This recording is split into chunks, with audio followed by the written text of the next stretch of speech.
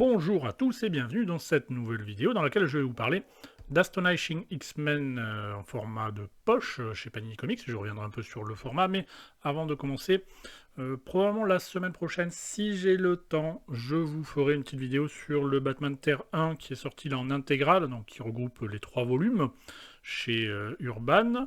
Ça c'est la semaine prochaine si j'ai le temps. Mais donc là, aujourd'hui, on va parler d'Astonishing X-Men et de ce format de poche. Donc dans un premier temps, je vais vous donner évidemment mon avis sur le format, parce que j'avais pas fait de vidéo sur cette nouvelle gamme, alors que j'en avais fait une pour les nomades, donc bon, c'était un peu... bon, quelque part, c'est un peu normal que j'en fasse une aussi, surtout que finalement, bon, et puis après, dans un second temps, je ferai, oui, une vidéo, je parlerai du comics en tant que tel. Hein, évidemment, moi, c'est une de mes séries préférées parmi les séries récentes des X-Men. Hein, j'aurais préféré, évidemment, vous faire une vidéo sur un omnibus d'Astonishing X-Men, mais bon, c'est pas moi qui décide, donc voilà. Mais ça aurait été vraiment très sympa de l'avoir en omnibus. Donc oui, on va parler du format déjà. Donc moi, personnellement, je vous avais parlé des nomades quand c'était à peu près sorti. Je vais pas vous mentir, moi, j'en suis bien revenu des nomades. Hein, j'en achète plus, j'en avais pas mal acheté à sa sortie. Je trouve le format quand même un peu trop petit, là, comme vous le voyez, c'est un peu plus grand. C'est d'ailleurs probablement quasiment la grande différence entre les deux. Hein. Moi, c'est vrai que le format, je le trouve un peu petit pour les nomades, finalement. C'est vrai que ça reste sympa, mais moi, personnellement, je n'en achète plus. Alors que pour les Panini, j'avoue que je trouve... ça a l'air de rien, la petite différence de taille, là, il doit y avoir un demi-centimètre là et un centimètre en hauteur. Ça a l'air de rien, mais ça fait quand même une grande différence. Là, on a vraiment l'impression d'avoir un format de poche. Là, presque, bon, ça s'appelle Panini Pocket ou Panini Poche, je sais plus. C'est un format de poche, mais c'est presque un format plutôt intermédiaire, je trouve. C'est très très agréable en main. Franchement, ça rentre très très bien. Sinon, après tout le reste, c'est à peu près similaire. C'est-à-dire que vous allez avoir du papier mat. Donc bon, ça c'est normal, hein, vu le prix. Vous avez donc le pareil, les rabats. Ça c'est très agréable aussi parce que moi je trouve que la couverture est un chouïa glacée, mais pas trop. Mais par exemple, sur les Epic Collection en softcover, je trouve que là, c'est vachement rêche, ça s'ébrèche, c'est pas très agréable au toucher. Là, je trouve que quelle que soit la façon dont on le prend, c'est agréable. C'est un format, personnellement, que je trouve très satisfaisant. Donc là, il y a le prix sur Panini. Ils mettent pas les prix, mais ils mettent quand même série complète en temps de volume, comme le fait aussi Urban. Donc ça, c'est une très bonne chose. Vous voyez ce que ça donne quand on les met côte à côte. Bon, on va pas se mentir, hein, il y a quand même un confort de lecture qui est clairement plus important avec l'édition de Panini. Donc pour moi, c'est une très bonne chose. Après, c'est vrai qu'une des raisons aussi pour lesquelles j'ai arrêté les nomades, c'est d'une part parce que c'était un peu trop petit, je trouve, à mon goût. Puis il y avait beaucoup de titres aussi quand même, où il y avait beaucoup de textes, les Alan Moore, etc.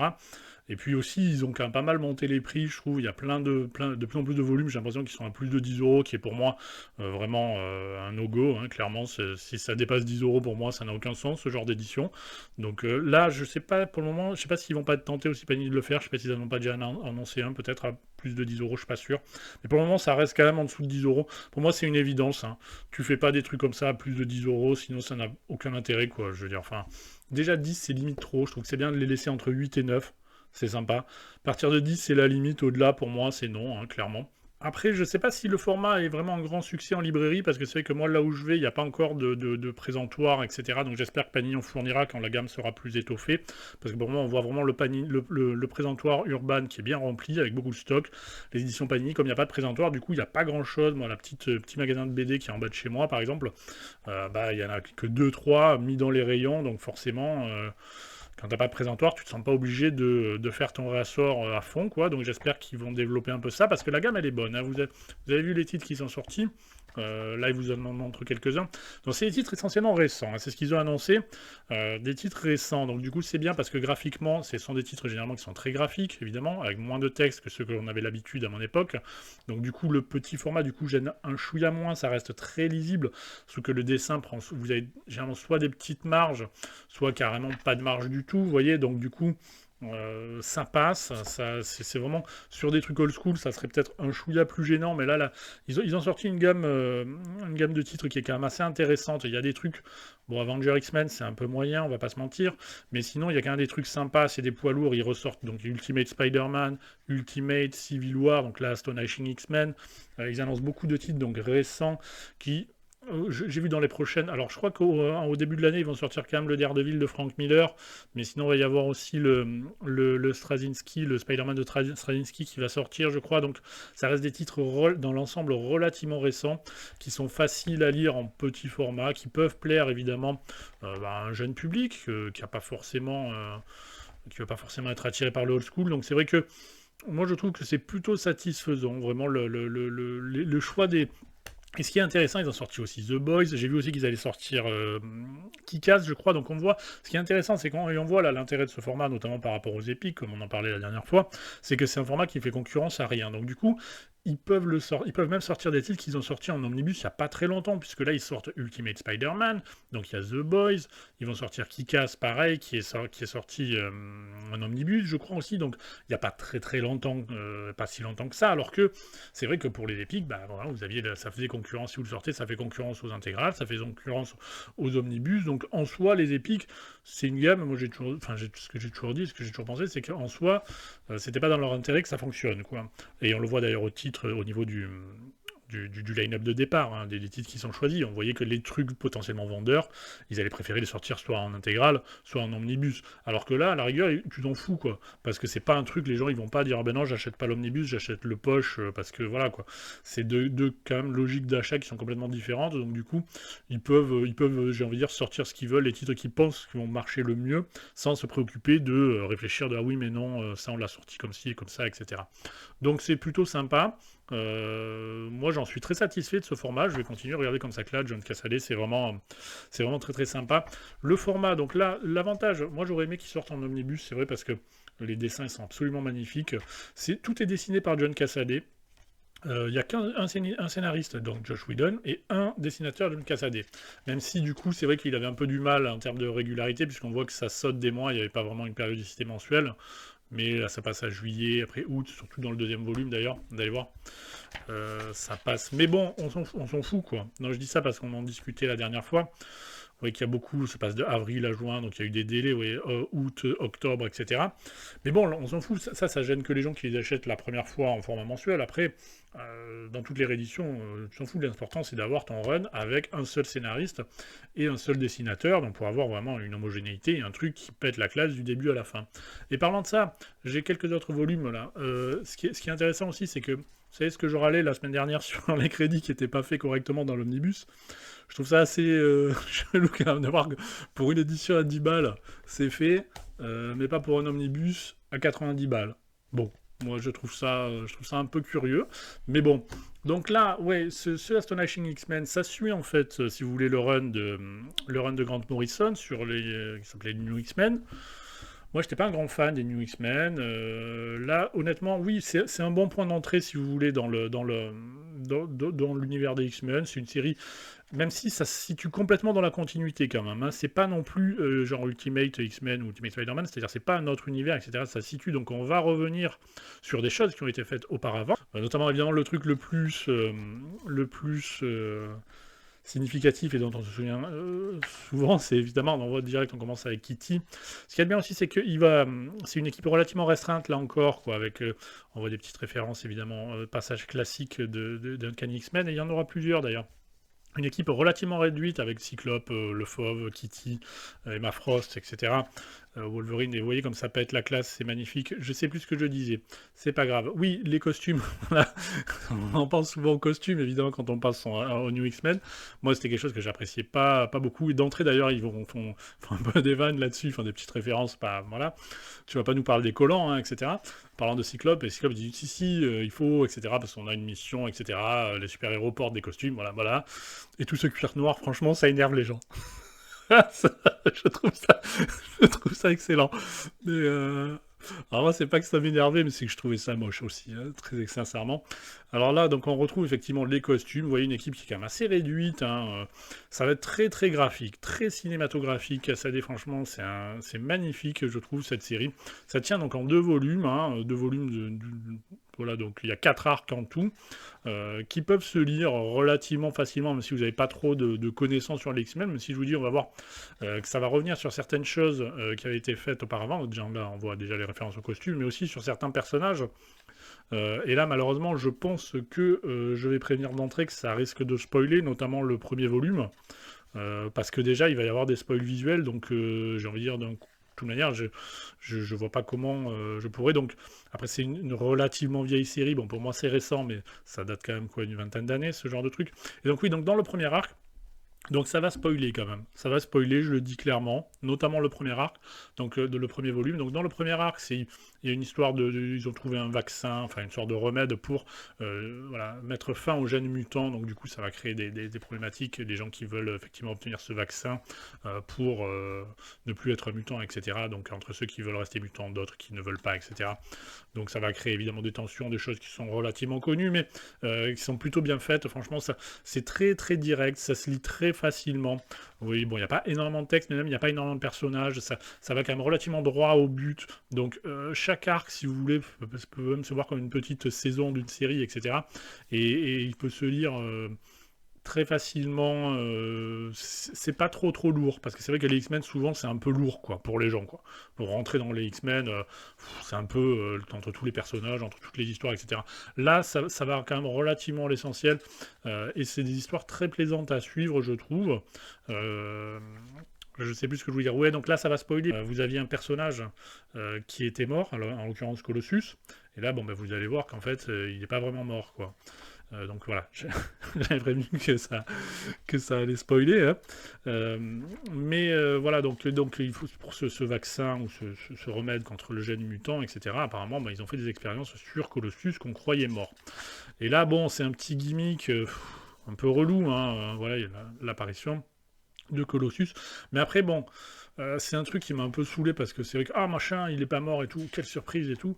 Et en plus, il va torcher ça de manière, l'explication de manière presque ridicule. Enfin, pas ridicule, mais c'est super expédié, quoi. Vous voyez, la Kitty, elle est choquée, elle fait, mon Dieu, mais tu es vivant, etc. Et genre, l'explication, elle est là, quoi. C'est un genre en deux lignes, quoi. Genre, approche, c'est, ouais, bah, ils ont dû échanger nos corps, mon corps et celui de quelqu'un d'autre, me ressusciter et puis me conduire ici. Voilà. Voilà l'explication. Et du coup, ils ont fait des expériences sur son corps pour retrouver le remède contre, ou le vaccin contre le gène mutant. Donc c'est vrai que c'est un peu...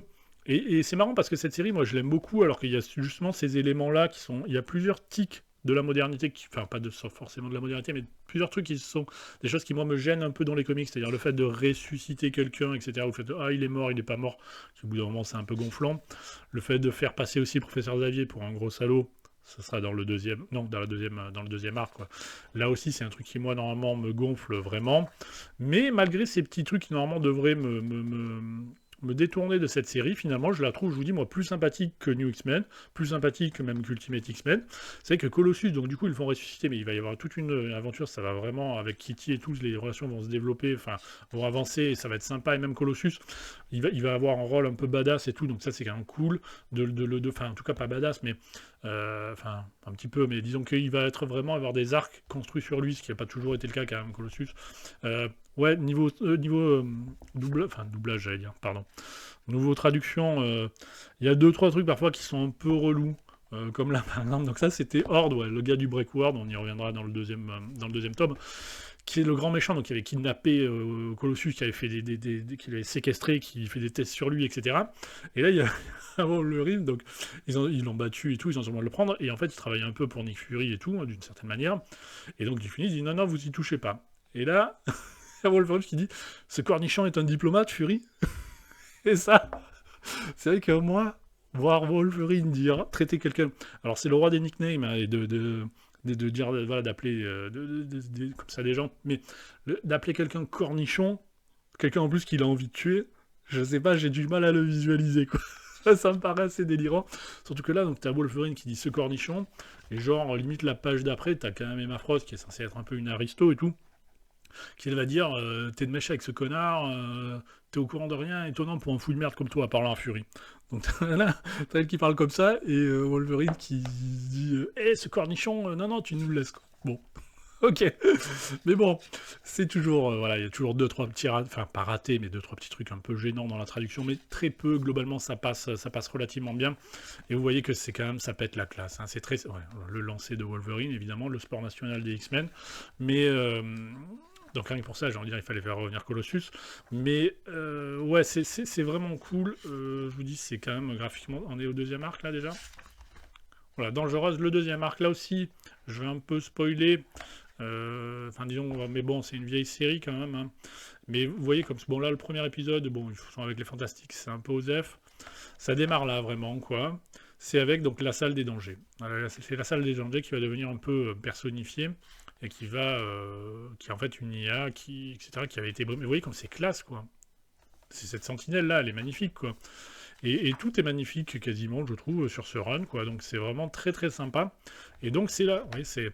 Mais en omnibus ou en deluxe, ça aurait été sympa quand même aussi, hein, on va pas se mentir.